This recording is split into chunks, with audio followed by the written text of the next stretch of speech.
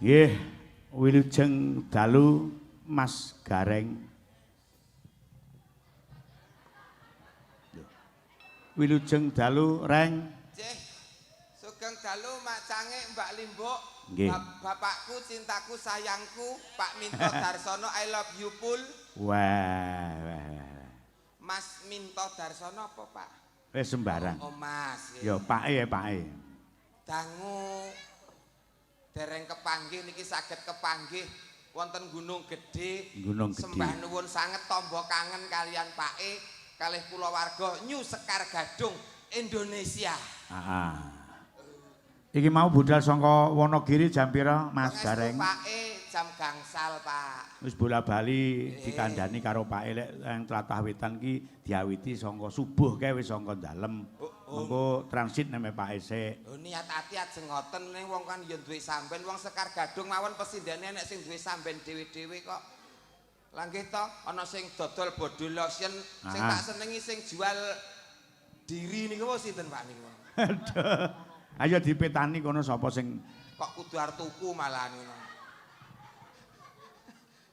Wong ya duwe samben dhewe-dhewe ning sing bakul saged dugi mriki kanthi rahayu wilujeng slamet wonten alangan setunggal menapa kepanggih kalih warga masyarakat wonten ing Gunung Gedhe kecamatanipun Wonotirta Kabupaten Blitar. Iki tata cara utawi acara bersih desa to Pak niki. Bersih desa. Bersih desa wonten ing Gunung Gedhe Wonotirta. Wah niki asmane elok saestu Pak. Gunung Gedhe iki tegese rejekine warga masyarakat mriki gedene kaya dene gunung saumpamane. Allahumma amin. Amin. Wonotirta alas ning kebak banyu lire tetanduran apa wae bakal tukul wonten mriki nuwuhaken tetuan ingkang murakapi kangge kulawarga. Kadang tani pinaringan subur kang tinandur ijo royo-royo panene melimpah omone ilang. Hasil panene dijual iso saged kangge murakapi kulawarga. Ngoten lho Pak. Elok saestu wong yang wis nyambut gawe kena dijipke nggih njejeke gendil kuwi keluargane bakal tentrem. Bakal tentrem. Mula nek wis tembung nyambut gawe kudu sing tenanan. nyambut gawe ora nek sing kepenak kabeh nyambut gawe niku enten rekosane enten resikone. Mergo wong pengin mulya ki kudu gelem rekoso. Ora nek wong mulya mung mangan turu ki ora enek. Turu niku entuk dhuwit nggih enten lho, Pak. Apa? Enten wong gur turu mlumah karo wong kok turu entuk dhuwit ki ya ora ana to Mas Gareng, logikane ki ora ana. Enten. Apa? Ngen kula mriku enten wong turu tok mlumah karo pinten 350 ngoten enten kok. Iya. Enten. Ayake kulino ngono kuwi. Lho ngeterke Pak Enek mben apa to? Lah, kok lali. Tegese iki sak rekoso-rekosone wong nyambut gawe, luwih rekoso wong sing ora nyambut gawe. Mula nek pas nyambut gawe kudu semangat tansah nyukuri apa sing dadi gaweane. Ngoten Pak. Heeh. Mergo lek nyambut gawe iki nek pengarep-arepe mbok duwe napa pinginan apa-apa, wis dilambari nggone nyambut gawe. Wong nyambut gawe iki mesti menghasilkan buah. Oh, ngoten. Heeh. Dadi Lah kok sampean ngendikan sak rekasane wong nyambut gawe sing rekoso wong sing ora nyambut gawe iki dasare piye? Ha wong ora nyambut gawe niku rekoso lho, Pak.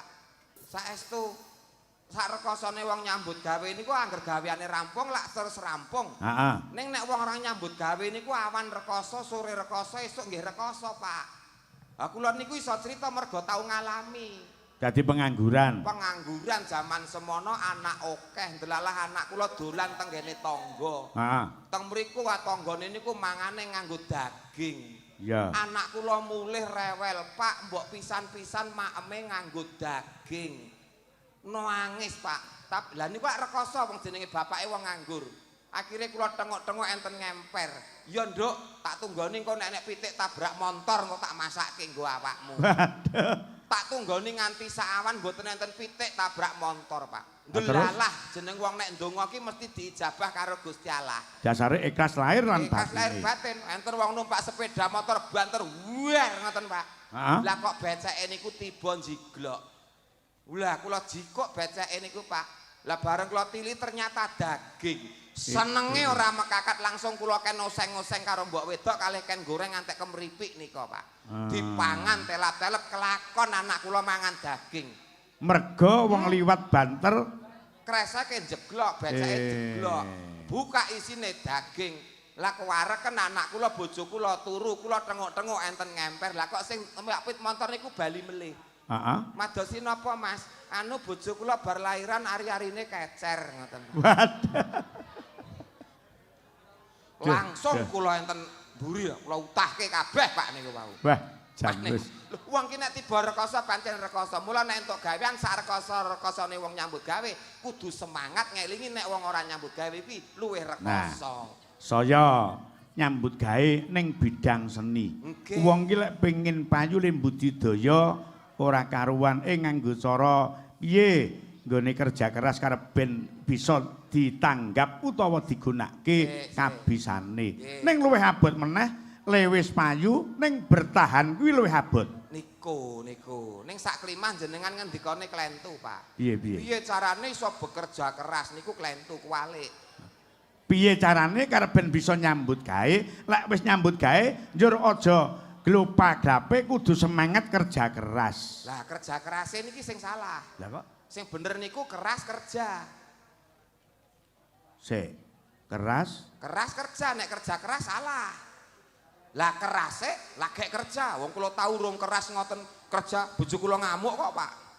Urung keras kok kerja, kula mung dislentiki mawon kok, Pak. Lah. Semangat awake dijaga ngoten lho, Pak. Nah, ngoten. Wah, luar biasa masyarakat wonten ing Gunung Gedhe mriki, Pak. Katon guyub, katon rukun, bersatu padu nyawiji dadi siji, kompak tembunge warga masyarakat, ora ana congkrahe, ora ana padudone, Pak. Mergo satu visi satu misi yang kuyung lekase Bapak Kepala Desa. Pak Kepala Desa. Panjenenganipun Bapak Mayar. Pak Gampang. Kok Pak Gampang piye to? Lah yo nek Mayar iki ya gampang to, Pak. Oh ya, Pak Gampang. Dadi piyayine iki gampang ngoten lho, Pak.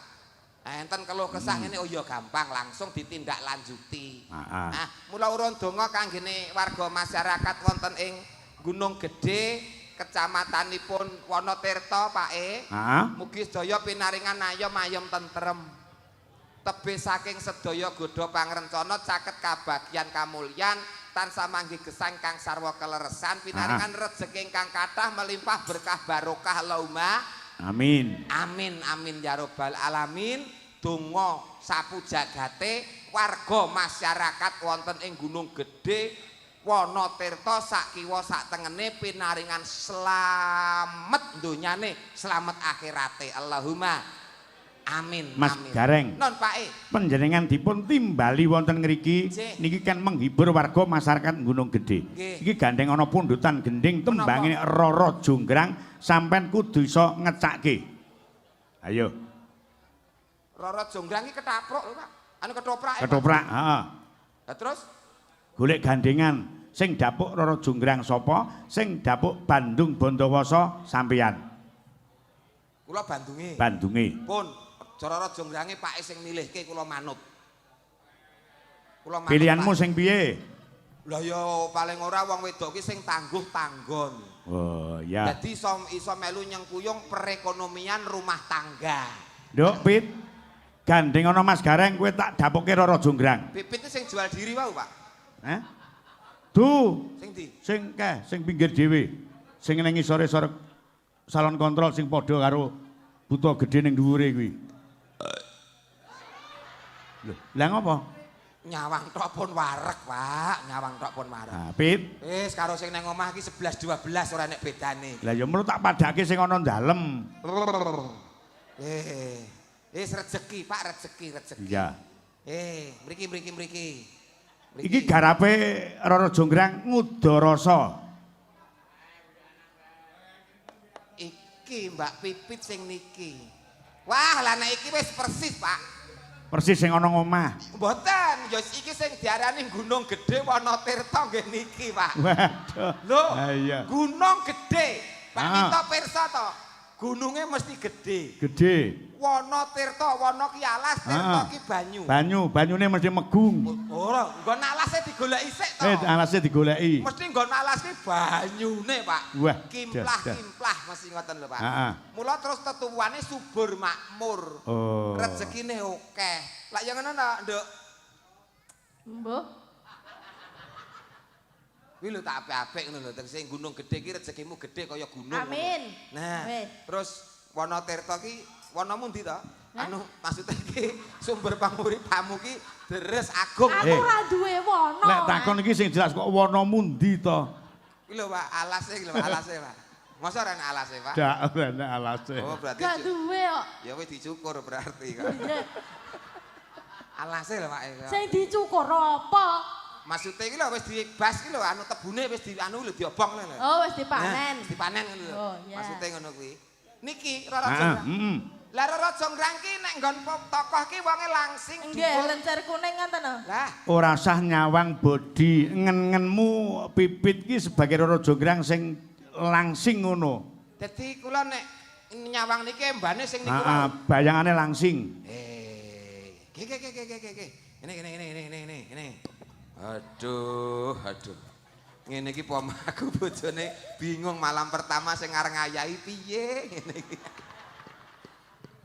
Lah kok Ngene iki lah ya mesti goleki nggon dope angel ya Pak ya. Nah Iki dadak mepe nang mburi omah ditunggoni sak jam angger dirubung laler kono nggone ya. Ngopo to pangah glegekne? Lho seneng wareg nyawangi masuk angin. Ora, aku dikeroki kok. Rara Jonggrang Ngudarasa riyen ta niki? Ngudarasa. Nah, Rara Jonggrangé Ngudarasa. Nah, aku warana to Mas, piye carane lek Ngudarasa? lho lah ya Ngudarasa ki nek sedulurmu kabeh wis dipateni. Ngono dening Bandung Dlondong Wasa. Bandawasa ki nek kaya gedhe kaya Pak Minto ngono kuwi. Lah piye? Lah wong sak teri ngene wis Bandung Dlondong Wasa ngono wae. Ngono. Nah ngono. Nah Ngudarasa terus aku engko teko. Ngono. Teko aku ngrayu awakmu kowe kudu gelem dadi bojoku mergo sedulurmu kabeh wis tak pateni. Terus kowe engko critane ora gelem ning gandeng tak rayu terus akhire kowe gelem ning kowe duwe bebono utawa duwe penjalukan. Nggih. Penjalukane sing jenenge cacah 1000 bayi sewengi. Kok bayi? Candi. Ndah Neo lho, Mas. Apa? Boyoke. Ndah Neo. Ya nek boyoke iki ora patiya. Piye? Lah nek sewengi bayi 1000 ki plentung prucut kuwi ora bayi ning anak tikus kuwi. Ngono ya ditani ya. Yo, kaya ngapa dicake Mas Gareng? Wah, iki iso ngerokok sik nang kene iki. Nah, iki urung wayahe main iki.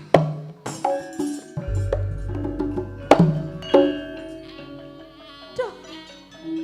Dewa Bathara. Keprianggonku nandhang pacoban meka.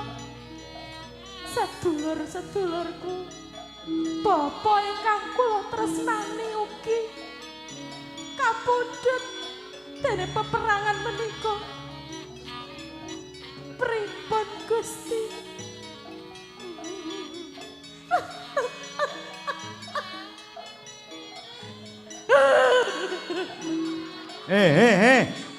Kuwi arep madake awakmu. Napa? Lek kowe ngrangkul kuwi padha kuwi. Lah kula sedih lho niki. Ha kok Lah kan ditinggal pejah kalih Kang Mase kalih bapane menika kok karo teng peperangan ngoten. Dados kula sedih, Oh, sedih. menangis nggih. Paling ora nek wong sedih kelangan wong tuwa, kelangan sedulur iki mboten kok ngeten nggih Pak nggih. Piye, Mas? Paling ora ki ngene to. Ngono. Lah kuwi cah cilik. Iso. Saking sedhihe. Ngono. Heeh. Duh, Dewa. Kepriyaganku. Iki ya Dewa. Dewa.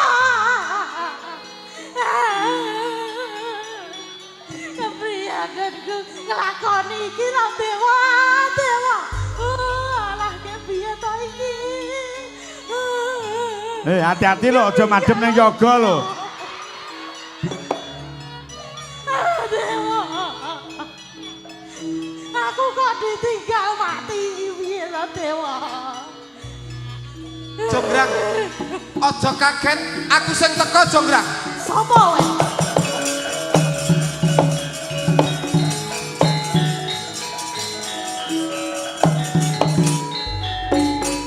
Jonggrang aku ngupadi sliramu ning endi papan parang dumununge sliramu ana ing kene mapan ana ing Taman Kaputren Cahayu. Jonggrang. Pak. Jan kaya kesampluk truk keronton tenan, Pak. Kesampluk truk tebu tenan nek niki Pak. Jonggrang. Kowe Bandung. Iya. Aku Kangaran Bandung Bondowoso Jonggrang. Bandung kok kaya teri ngene. Jaremu kon bayangke sing anu. Oh iya iya. Nah ngono. Aku Bandung Jonggrang. Ana apa kowe tekan kene? Bandung. Ora ana liya mung sawijaku kepengin garwa sliramu gelem ora ladi marang pon Kakang dadi bojoku ya Jonggrang. Aku ora sudi. Bayu entah letronge semene iki. Kok letong bareng. Iso Iki aku ketapruk. ora sudi ngene iki lah alah. Iso serius. Balena nang ngene aku ora sudi malah aku rono ngono. Ya balena nang lek momong. Oh iya. Balik nek rono. Gelem ora ladi marang pon Kakang ya Jonggrang. Aku ora sudi. Hop mandek. Hop. Nah. Nyapa? Peh, iki pama aku tenan Pak. Pama niki sapi ngoten Pak. Kula pengen dadi mantri suntike Pak ngeten. Lah kok Lah kok Oh, lut. Ngono Pak. aja ngono, tenanan. Leladi marang pon Kakang bakal mulya uripmu donya lan akhiratmu Jonggrang. Aku ora wigeh bandamu. Aku ora ser karo rupamu. Ketoke niki sing unek-unekke lahir batin Pak niki. Loh, menjiwai ngono Nanging lho, Mas. mangerti ya Jonggrang, wong wadon kuwi siji, lamun tinunggu bondo. Umpama siji meneh, umpama garwane iki ya bagus ing rupa. Kuwi bakale seneng Jonggrang. Saorane nek duwe bojo bagus ing rupa kuwi dijak jagong patut Jonggrang. Bagus kaya wedhus. Kowe ngene terus ki neleke kapan ngono ya? Ya, yen kaya mangkono, aku duwe bebono Bandung. Kaya mangkono Jonggrang. Kaget lho. Hah? Berarti Kaget. mosok budek kaget. Apa kang dadi bebanane Jonggrang bakal ndak turuti? Apa bale desa iki bakal tak gelar wayangan ki minta darsana 3 taun lawase. Tak turuti Jonggrang. Oh, ndah neo lho. Lho piye ta? Lah melek 3 tahun nih. Lho Pak Lurah mayar kok gampang kok piye ta? Ya, candi cacahe 1000 ana ing wektu sewengi. Cacah candi 1000 jroning sewengi. Ya. Aja sumelang jonggrang. Lanange jagat, baguse jagat, donyane jagat. Apa kang dadi panyuwunmu? Ndak wujudke. Ora sesuk ora kapan iki uga cacah candi 1000 tak wujudke darbes liramu jonggrang.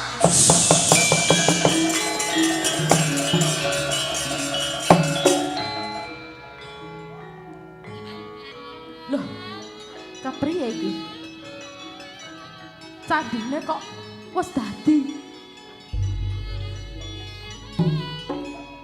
Cacah candi 1000 wis dadi. Tak wujudke kanggo sliramu. Calone kowe gelem leladi marang pun Kakang Bandung Bandawasa. Jonggrang, Mengko dhisik. aku wis ora tahan jonggrang.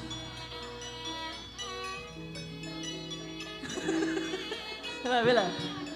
Kayak kirek lho jarene. Aku terus ning mburi. Cacah candi 1000 wis tak wujudke kanggo sliramu pinangka tresnaku marang sliramu. Mengko dhisik Bandung, aja bombong atimu. Iki urung tak hitung. Gage witungan pira gunggunge jonggrang? Ora bakal kleru. 100 300 200 100 300 200 pira? gunggung 600. 600 Angel tambah 200 800 tambah kono 100. 900. Loh, lah kok sing sisih kono kok mung 99 Bandung? Prayoga pun nambali malih jonggrang anggonmu ngitung gunggungipun. 1 10 20. Loh, tetep ana ing angka 99. Sak ora-orane cacah candi 1000 mung kurang 1. Kuwi ngetokke labuh labete tresnane wong lanang marang garwane Cahayu. Ora bisa. Aku Piye? tetep ora bisa nampa Bandung. Cacah candi 1000 kurang 1. Aku ora bisa nampa kowe dadi bojoku. Kaya mangkene iki ora mbok tampa. Ya, Kowe ora ngerti yen awakmu wis gawe lara ning ati pun Kakang Bandung Bandawasa. Karana cacah candi 1000 kurang 1 kowe tega nampik katresnane pun Kakang Bandung Bandawasa. Iya, jonggrang. Bolongan ora kowe tok, wedongan ora kowe tok. Cacah candi 1000 kurang 1. Kowe sing jangkepi jonggrang.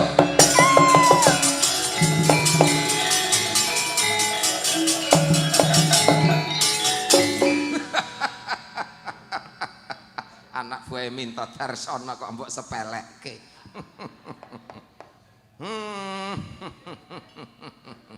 Ayumu ayu, getun keduwung kowe saiki. Sambata sapa pangeranmu, sambata sapa bapa biyungmu yen saiki awakmu sing ayu wis aku ngececeng atos dadi watu. Dadi watu.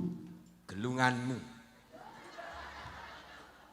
Tukon 300.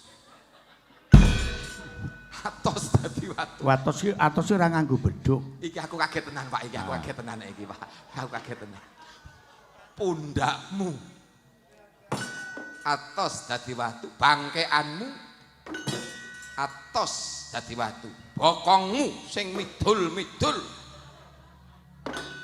Bokong. Bem bokong.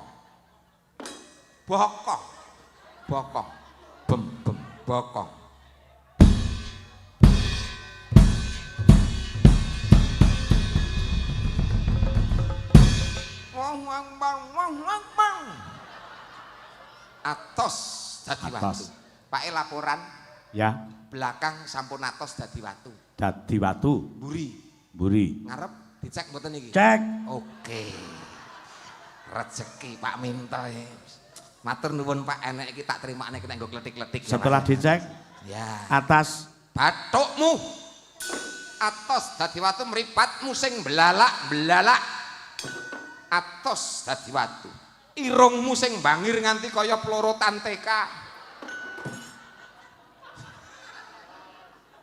atos dadi watu. Lambemu sing tipis yen ngunek-unekke wong lanang nganti turu ning pratolan.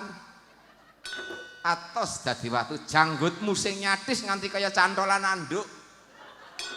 Atos dadi watu, gulumu sing olan-olan nganggo sandangan apa wae sarwa patut apa meneh yen ora nganggo sandangan. Atos dadi watu, pake laporan. Laporan? Gulu mudhun teko ngene anu bathuk mudhun teko ngene gulu sampun. Tetep diperiksa sampai bawah. Niki diteruske. Teruske? Teruske melih? Ya. Keluargane pun nglumpuk dereng. Hah? Wis diteruske. Wis nglumpuk sing ning ado ya wis teko. Kok nek keluargane urung nglumpuk kuwi dibongkar neh lho Pak engko. Wah. Mudhun Pak niki. Mudhun. Ngen niki jenenge napa? Endi? Basane Jawane ben ora saru ngono apa? Susu.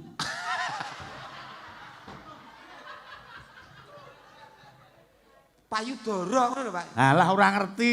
Hah? Rombongan Sekar Gaduk iki payudara ora ngerti. Kyai Sambi Gunung Gedhe ya ora ngerti payudara, sing ngerti susu.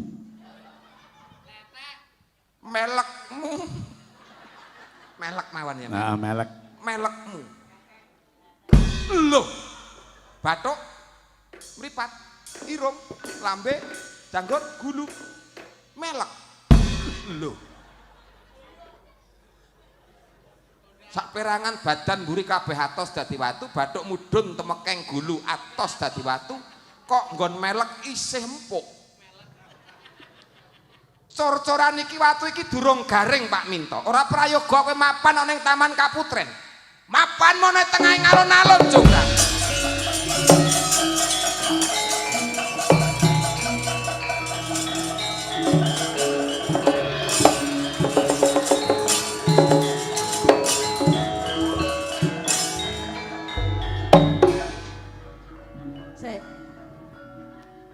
Patung. Ganti patung. Patung apa iki? Patung. Patung Jonggrang. Patung bondo dlondong wasa.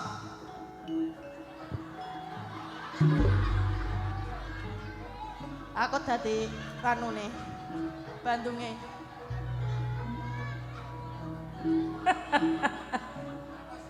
Ora sah suwi-suwi manggen ana kene. Manggen ana tengahing alun-alun Jonggrang.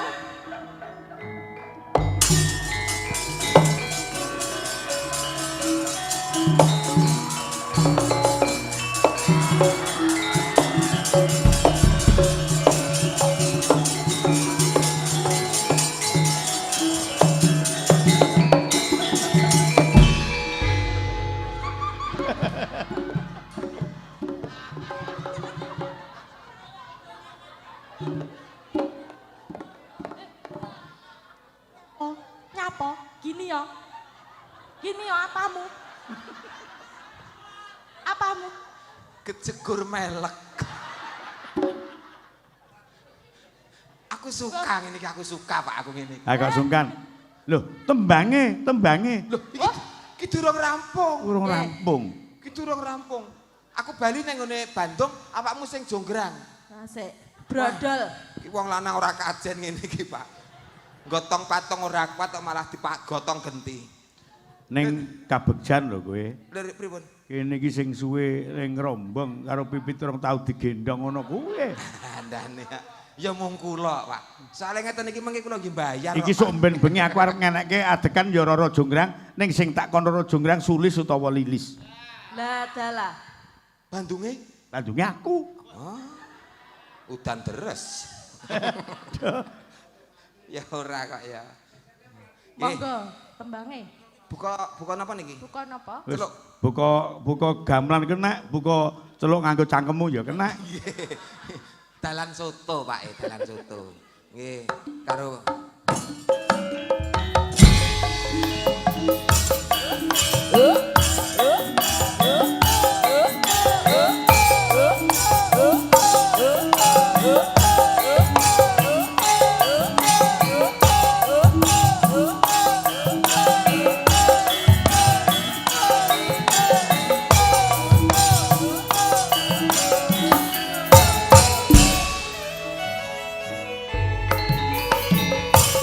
Roro Jonggrang kowe pancen ayu tenan ana pramuka akeh kang nandhang kasmaran waspadakno prajuritmu kalaparan mula kowe dadi wanita boyongan Jaka gandeng kowe jago malungkung barang iki kanggo kuturung rampung bela pati kang Mas Prabu Gupala kang sedo lapoe kono segara tobat-tobat dasar wanita keparang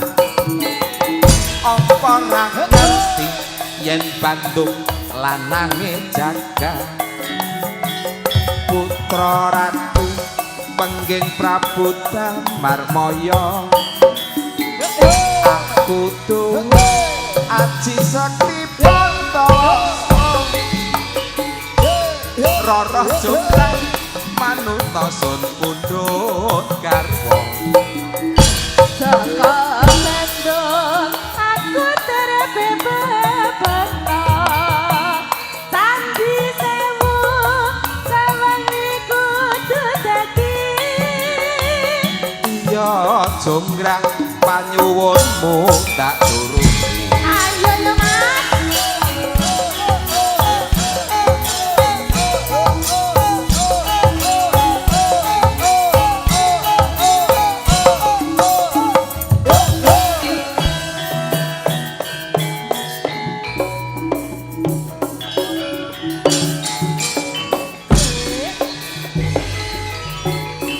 Rara Jonggrang kowe pancen ayu tenan ora mokal akeh kang nandhang kasmaran waspadakno prajuritmu kalaparan mula kowe dadi wanita boyongan Jaka gandeng kowe jago malungkung barang iki kanggo kuturung rampung bela pati kang Mas Prabu Gupala kawo sedo lapoe kono segara tobat-tobat dasar wanita keparang apa ra ngerti yen Bandung lanange jaga putra ratu pengging Prabu Damarmaya aku duwe aji sekti Pantawa Rara Jonggrang bablasno ning pepeling Mas garwa Jaka bandeng aku terebe bebana Sandi sewu sewengi kudu dadi iya Jonggrang panyuwunmu tak turuti Mbak Imas Mbak Mita Mbak Dian uga Mbak Hani Kusuma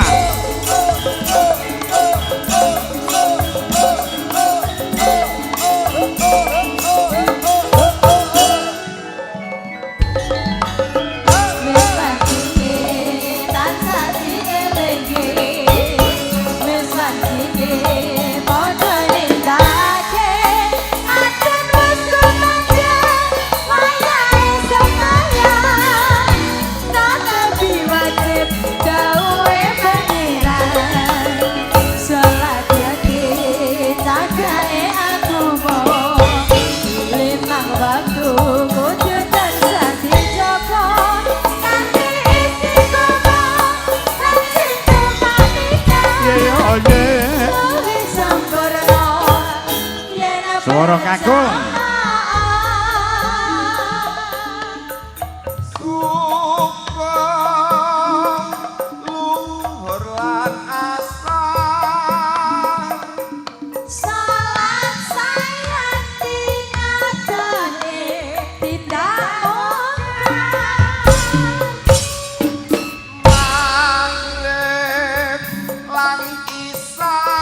cangkepe rampung tembang bali nyang ompa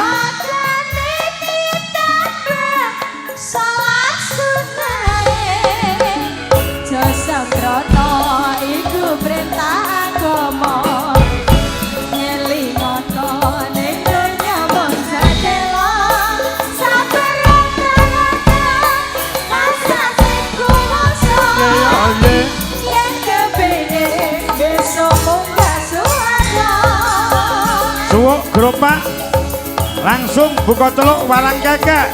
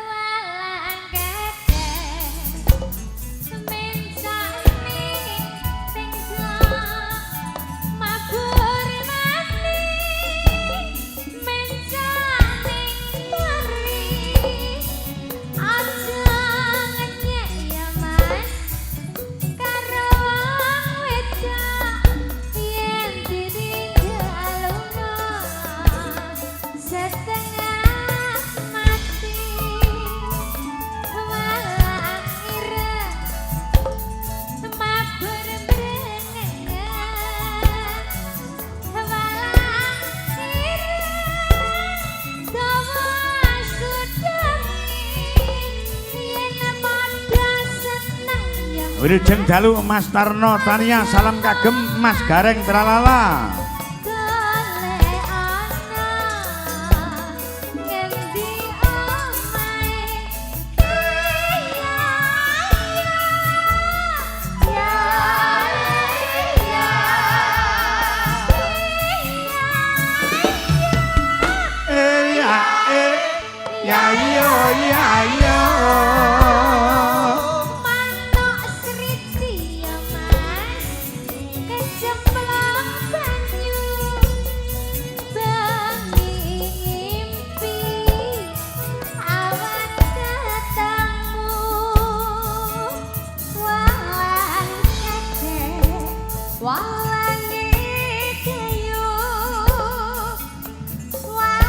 tembang menika katur Bapak Sumeh ingkang wonten ngepoh Tanggung Gunung Wilujeng Dalu ugi Bapak Santo ingkang saking Mediun Bapak Haji Sukarin Surabaya Mas Bahroni Nganjuk Mas Edi Kecis Mbak Ajeng Arifin ugi Mbak Sekarwan ingkang wonten Hong Kong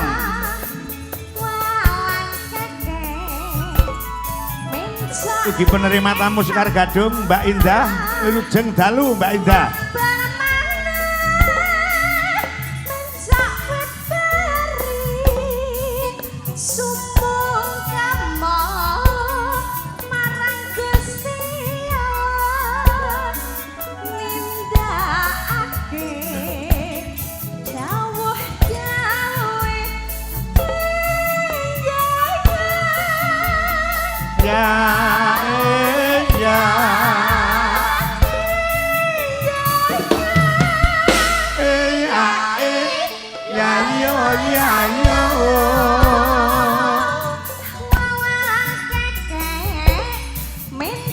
dadekke jaepongan Mas Mbak Hani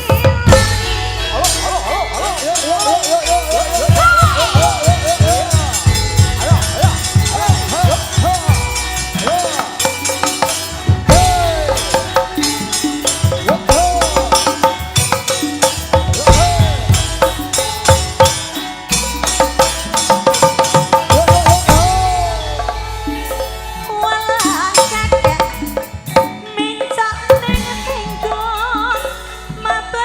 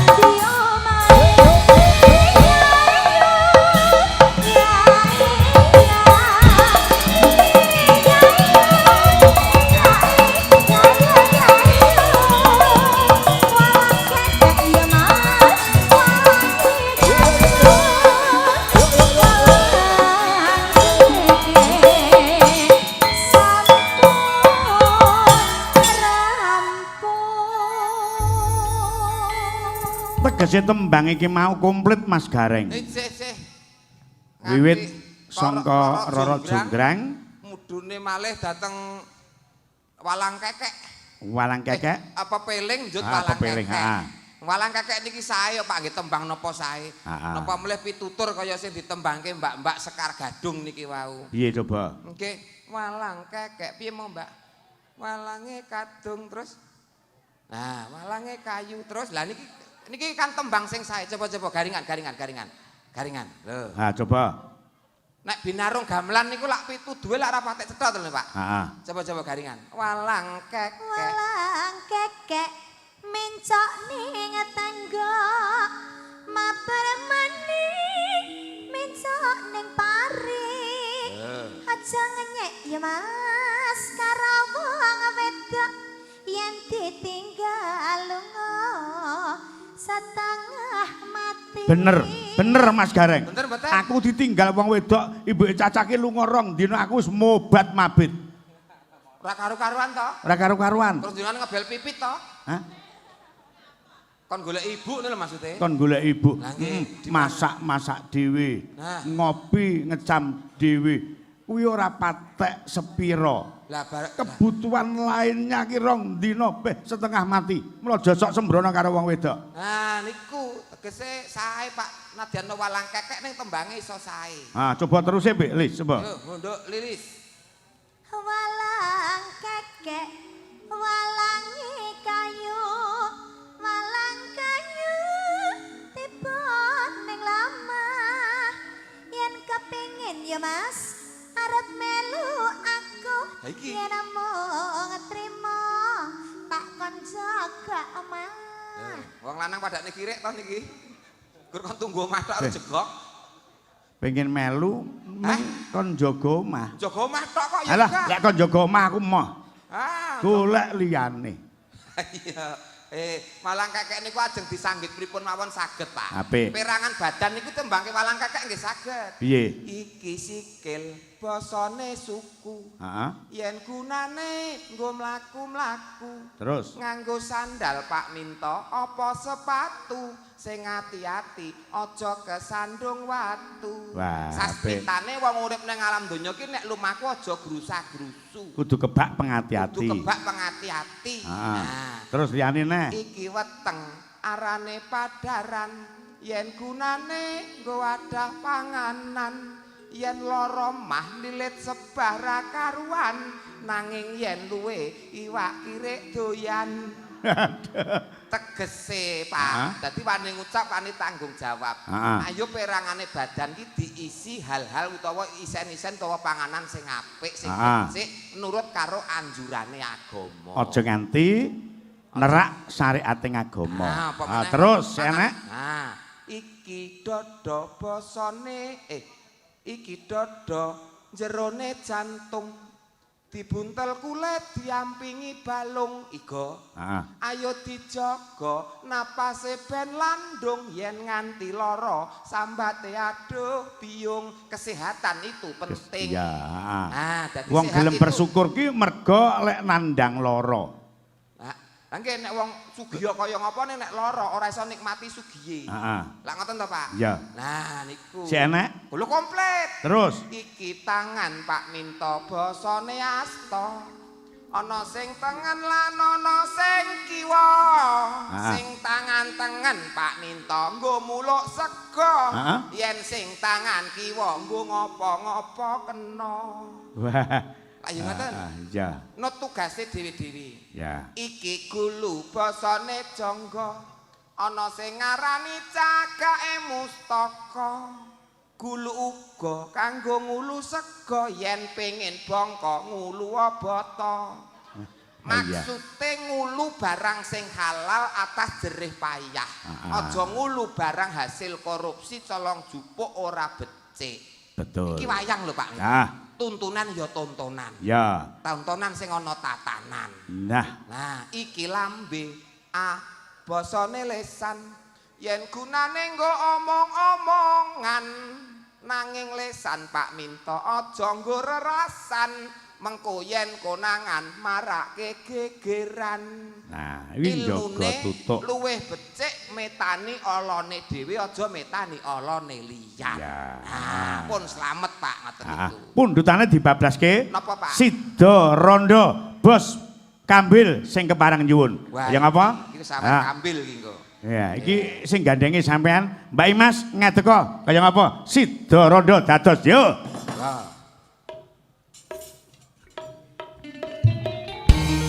Dek Imas. Dalem Kang Mas. Kabarmu saiki rondo to? Getun to? Getun Mas. Bisa aku mbok tak sia. Mas. Aku wis getun lho Mas saiki.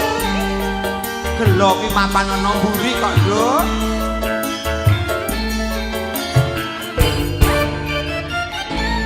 Biyen mula sliramu wis tak aturi. Diaturi ngapa? Golek bojo sing tulus welas sejati. Mas aku getun. Pungkasane sliramu digawe lara.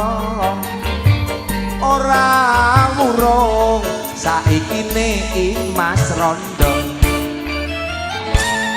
Nang piye? Kabeh iki wis kebajem. Ibarat bubur bakal dadi sego. Mula batorku iki tanpa upama. Keton ta, Dik?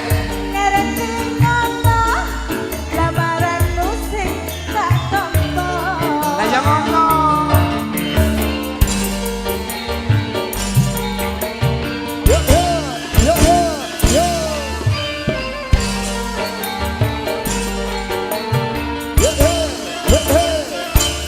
Kabeh iki ora perlu dikatuni. Janjiku biyen aku sago ngenteni. Kowe lan aku amuga dadi jodone. Ora kena prawane tak enteni randane. Rondo. Ora nyono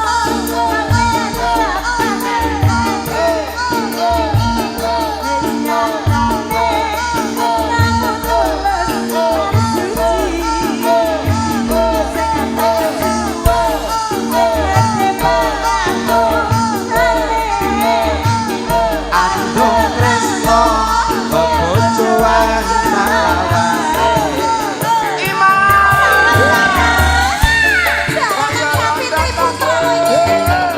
Bareng-bareng Sekar Kadang Indonesia. Hey, hey, hey.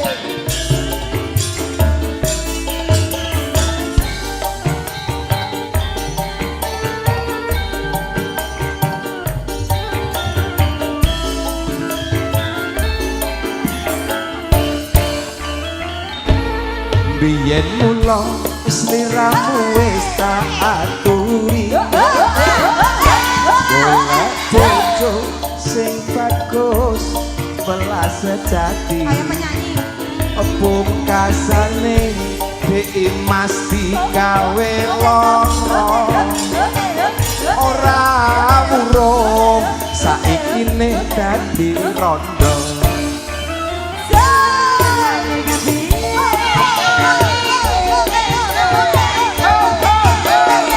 Sekar Gadung.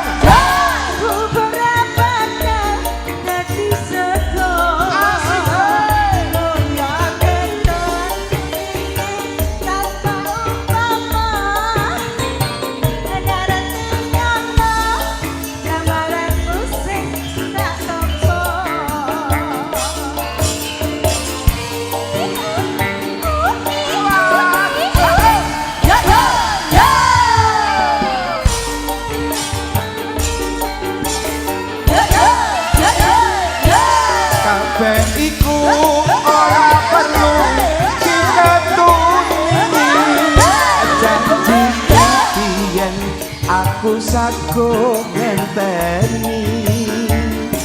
Kowe lan aku muga dadi jodone. tak enteni randane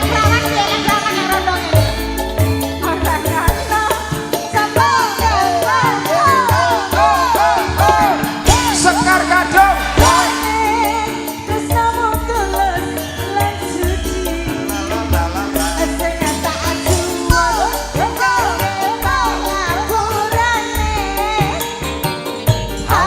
Tresno bebojoan salawase Antum Tresno bebojoan salawase Wah, luar biasa. Tembange lawas ning tetep kepenak li dirasake. Lho apa-apa ki nek digarap kanthi sae napa malih kalih kanca Nyu Sekar Gadung kok, Pak. Ah iya. Dia lawasane ketok seger malih ngoten. Mas Gareng. Nun, Pak. Dibablaske tembange iki ana pundutan saka Karang Taruna Gunung Gedhe ngersake tambal ban. Oh, tamban bal. Tambal ban. Tamban bal. Tambal ban. Tambal ban nggih, tambal ban. Mbak Lilis, Mbak Luki, Mbak Sulis, Eva, langsung dados yo. Asik.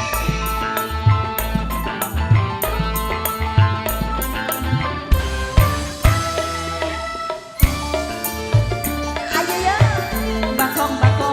Sekar Gadung lho, Dik. Nduk Hani nengok sandinge Mbak Lilis sisan Nduk Hani. Yo ngadeg Nduk, papat. Aku iki tukang tambal ban rezekine sak dalan-dalan golek duit sing halal penting keneng kanggo sandang lan tangan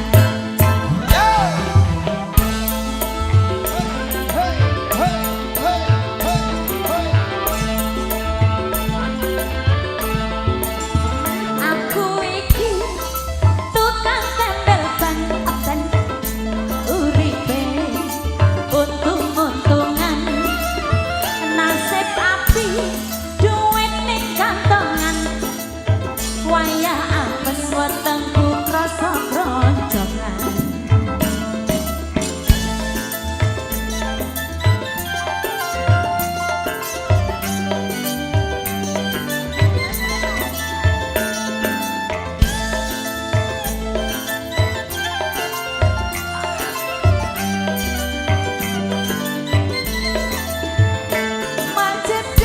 majedor ban pecah wah iki bakal rezeki teko Macedon.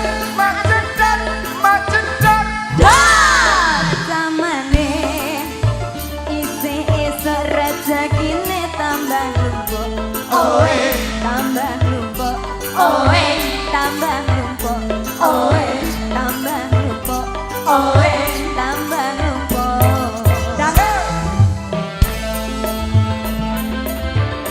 Delak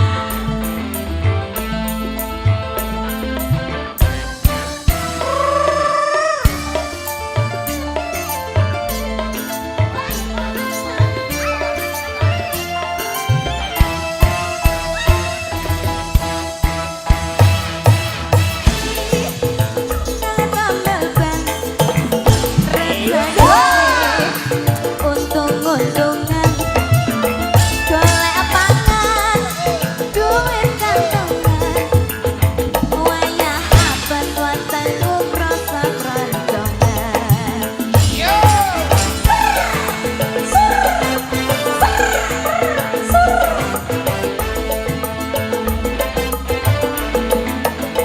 aku iki tukang tambal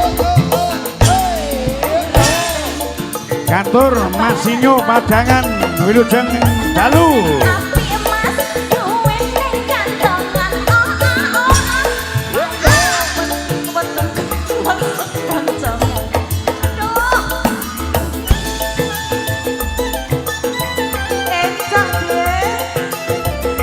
Mboten kesuban Mas Unyil ingkang wonten Tambak Rejo Wilujeng Dalu Mas Unyil.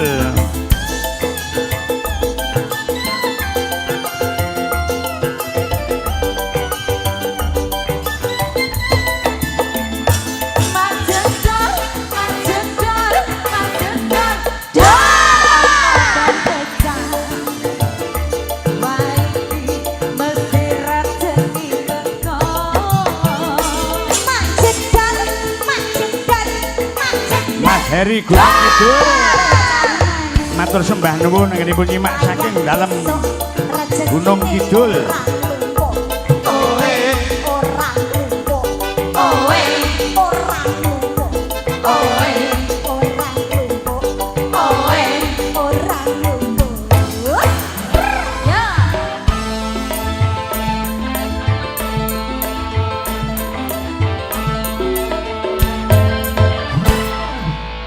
Iya, terima kasih. Kompak Pak Sekar Gadung. Nggon mak jedor niki iso mak jedor kabeh tuh enten sing kaget, Pak. Pripun? Lho mak jedor ki lak do duwe kaget dhewe-dhewe. Heeh. Duar pipit. Ah, lho ngoten Pak. Wah, iya. Iki ae beda-beda Pak ngeten niki. Bedane, Mas. Sing nembangke mau sinten mawon? Niku wau Mbak Sulis. Yo coba, yo si kompak sing nembangke iki mau. Balen nggon mak jedor kok terus liyane lho siji-siji Pak. Dipetani mengke lak panjenengan lak pirsa. Ae iki dhewe-dhewe Pak. Ae dhewe-dhewe. Nggih. Coba. Ahnya ki sendiri-sendiri. Pipit we beda kok pripun. Ya, ji, ro, lu. Mak jedor, dor. Ahmu lho, ahmu piye? Dor. Dor. Lilis Pak, lilis. Wah, iya. Terus ini gini. Ya, siapa iki? Luki. Dor. Sik. Dor. Dewe Pak. Oh, dhewe-dhewe. Terus Dia. siapa mau? Dia. Dia. Lah iki. Nah, kita iki nek kira. Nah, ini dhisik, ha coba. Dor.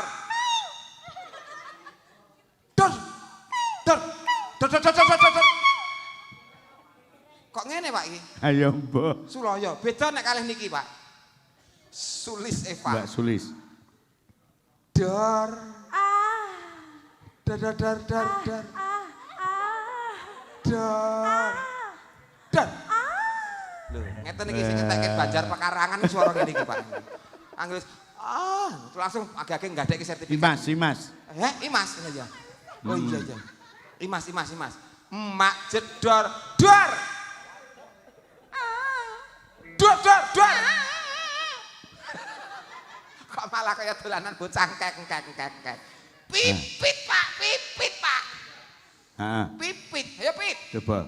Iki kok gunung gede kok len-len ya. Emak jedor, dor. Loh, gembos Pak. Gembos. Lali dope rong tak kencengi Pak. Gembos Pak.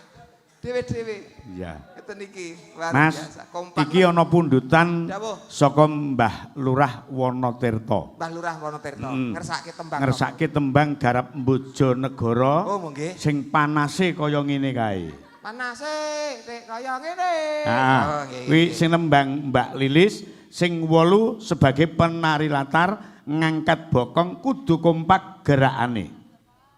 Hukume wajib. Wajib. Sopo kok bokonge ora kompak? Wayahe diganti bokong. Yo coba ngadeka Lis.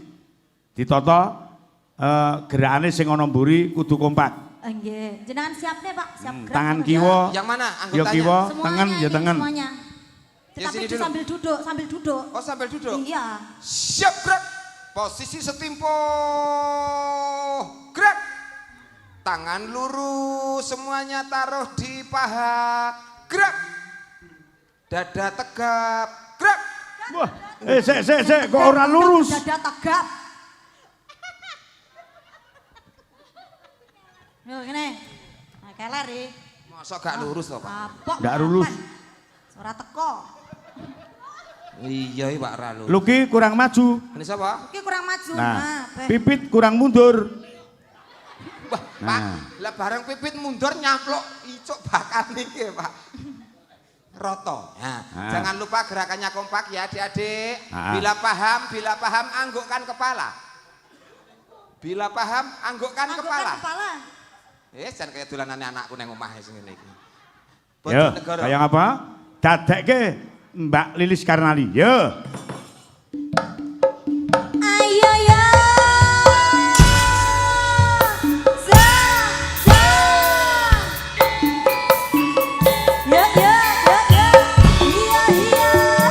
Iya.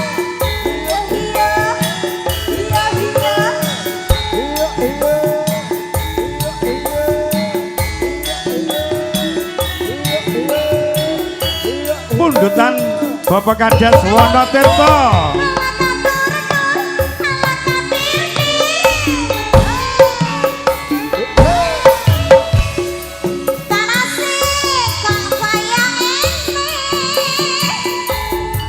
Ayo Nduk, tangane sing padha.